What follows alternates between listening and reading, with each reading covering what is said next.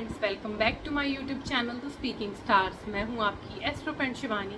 आशा करती हूं आप जहां भी हैं मस्त हैं, स्वस्थ हैं। इसी आशा के साथ आज का टॉपिक जिस पे हम बात करने वाले हैं वो है मेरी Mars in the different science की सीरीज़ का नेक्स्ट टॉपिक, जो कि है Mars in the sign of Virgo. जब मंगल कन्या राशि में होता है जो कि रूल्ड बाय बुध है, मर्करी है, तो कैसा प्रभाव पड़ता है आपके ऊपर, इस वीडियो में हम ये जानने वाले हैं। उससे पहले जल्दी से मेरे चैनल को सब्सक्राइब, लाइक और शेयर कर दीजिए। आपको अपनी जो कुंडली रीड करवानी है तो नीचे दिए गए नंबर पर संपर्क भी कर सकते हैं। तो चलिए दोस्तों, शुरू करते हैं आज की वीडियो के साथ। मंगल जो कि प्लैनेट है आपकी ऊर्जा शक्ति का, मतलब जितनी भी आपने स्टेमिना है, चाहे वो फिजिकल स्ट्रेंथ हो, चाहे वो मेंटल स्ट्रेंथ हो, कोई भी सिचुएशन अगर आपकी लाइफ में अराइज होती है तो आप उसके साथ कैसे टैकल करते हैं ये हम मंगल के थ्रू जानते हैं। तो मंगल आपकी ऊर्जा है, आपके प्रभाव जो है वो आपकी लाइफ में कैसा डालता है वो है। तो मंगल जो है आपका ब्लड सर्कुलेशन भी है, आपके ब्रदर्स भी हैं, और आपकी लाइफ में जो भी आप मतलब आपके एंगर इश्यूज, ईगो इश्यूज, ये भी कहीं ना कहीं मंगल डिनोट करता है। तो ऐसा मंगल जो है वो वर्गो यानी कन्या राशि, जो कि रूल्ड बाय मर्करी बुध है, जो कि एक राशि है डे टू डे एक्टिविटीज़ की, क्योंकि ओरिजिनली वो 6th हाउस को डिनोट करती है एंड विच इज़ ऑफ जो आजकल आप काम करते हैं, डे टू डे का काम करते हैं उसकी है। और आपके जो भी मतलब प्रॉब्लम्स होती हैं डेली लाइफ में वो डील करने की है। क्रिटिकल थिंकिंग की है, क्योंकि वर्गो वाले जो लोग होते हैं बहुत ज़्यादा क्रिटिक्स होते हैं, छोटी छोटी चीज़ों को माइन्यूट डिटेल पे ध्यान देते हैं, उसकी है। और वर्गो जो साइन है परफेक्शन का भी है। तो ऐसे परफेक्शन के बहुत चीज़ों, छोटी छोटी चीज़ों को देखने वाले साइन में जब मंगल आता है, तो मार्स जब वर्गो कन्या राशि में होता है तो ऐसे लोगों का जो बिलीफ सिस्टम होता है ना, मतलब कि अगर इन्होंने कुछ मान लिया, ठान लिया, तो वो करके ही रहते हैं। मतलब अगर ये कुछ प्रीचिंग है इनकी, कुछ सीख के आए हैं, तो ये क्या करते हैं ना कि कुछ भी हो जाए, चाहे वो रॉन्ग प्रीचिंग्स हैं वो, चाहे वो राइट है, वो डिपेंड करता है इनकी गाइडेंस कैसे मिली है। ये उस पर चलते हैं और उस पर डट के चलते हैं, उस पर हटते नहीं है। बहुत स्ट्रॉन्ग बिलीफ सिस्टम होता है, जो चीज़ में बिलीव करते हैं उसको करके ही रहते हैं, ऐसा कुछ नेचर होता है। और क्योंकि इनका जो मार्स का 4th जो एस्पेक्ट है वो अब सेजिटेरियस में है, तो these people are very focused on their work. And क्योंकि वर्को जो है वो डे टू डे एक्टिविटीज़ का है, तो ये लोग छोटी छोटी अपनी जो डे टू डे एक्टिविटी है उस पर फोकस रखते हैं। फॉर एग्जांपल जैसे आपके डे टू डे वर्क में आपको कब उठना है, कब बैठना है, क्या करना है, मतलब फॉलो करने वाले होते हैं रूटीन प्रॉपर। लेकिन ये छोटी छोटी चीज़ें जो हैं वो देखते देखते ना ये फ्यूचर को देखने में कामयाब नहीं रहते, क्योंकि they are very much involve in present, जो कि अच्छा है। लेकिन आपको कुछ कुछ चीज़ें इग्नोर करनी चाहिए। इनकी नेचर क्या होती है, जब भी वर्गो में मार्स होता है तो ये अपनी एनर्जी जो है अपने फ्लॉज को, अपने क्या दूसरों के भी फ्लॉज को निकालने में लगा देते हैं।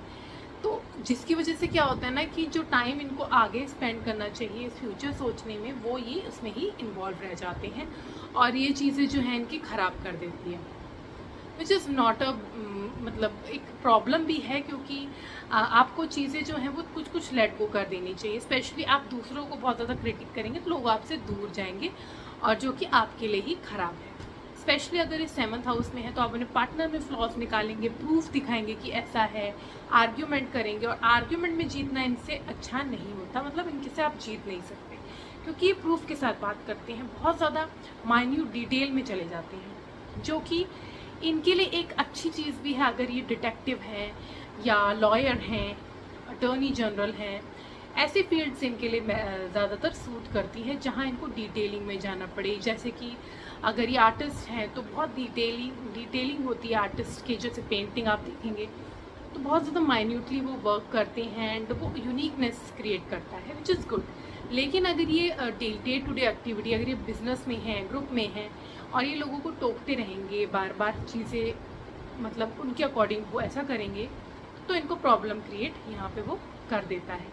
एंड पार्टनर के साथ भी ऐसे ही होता है। अगर ये लाइफ पार्टनर की मतलब 7th हाउस में है तो पार्टनर में निकालेंगे, पार्टनर चीज़ें तो कितनी देर तक सहेगा, तो प्रॉब्लम क्रिएट हो जाती है। एंड स्पेशली क्योंकि लिब्रा से साइन से जो कि 7th है, ये उससे 12th जा रहा है, जो कि आपकी रिलेशनशिप में कहीं ना कहीं प्रॉब्लम क्रिएट करता है, आपके जो कोऑर्डिनेशन है उसमें प्रॉब्लम क्रिएट करता है।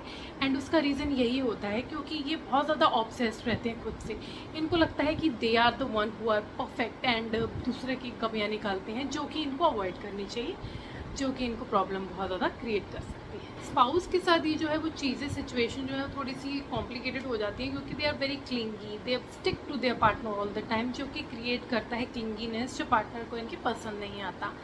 एंड इनकी लाइफ में एक थोड़े से चैलेंज क्रिएट होते हैं बिकॉज क्योंकि इनके पार्टनर को स्पेस चाहिए होते हैं और बहुत क्लिंगी होते हैं, तो रिलेशनशिप में डिस्टेंस क्रिएट कर देता है। यहाँ पे क्योंकि मार्स जो है वो वर्गो में है, they are not the one who can justify their anger, मतलब अपने एंगर को ये प्रॉपरली दिखा नहीं पाते हैं।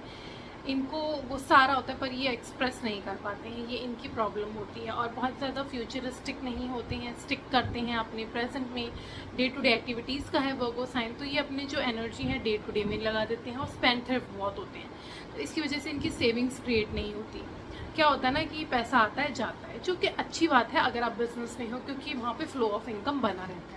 लेकिन अगर आप एक जॉब में हो तो it is very difficult for to maintain the savings, क्योंकि आपको सेविंग्स क्रिएट करनी पड़ती है तभी आप फ्यूचर के लिए कुछ कर सकते हो। यहाँ पे क्या होता है कि आप अपने काम पे ही लगे रहते हो, आप प्रेजेंट में ही आपको फ्यूचर में आपका डार्क दिखने लगता है, मतलब इतने आप फ्यूचरिस्टिक नहीं होते हो, स्पेंड थ्रिफ्ट बहुत होते हो।